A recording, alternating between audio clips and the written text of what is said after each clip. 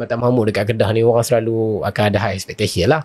Tapi yang betul-betul pelajar yang hebat sebenarnya Mata Mahmud induk je, Mata Mahmud Alostar je.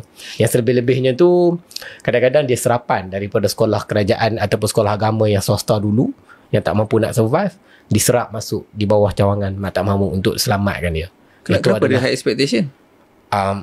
Kenapa ada high expectation dekat budak-budak ni? Mata Mahmud Alostar dan juga Mata Mahmud punya pelajar memang dikenali sebagai pelajar-pelajar yang memang cemerlang lah dari sudut akademik. Dari sudut akademik dia sama taraf dengan Kisah, Semak Labu, dia macam tu lah.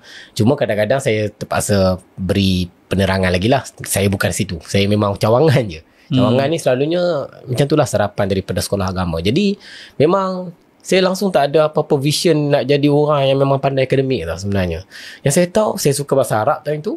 Oh ya? Yeah? Saya memang suka bahasa Arab dan saya suka bahasa Melayu, bahasa Inggeris sebab tak ada access yang betul waktu tu.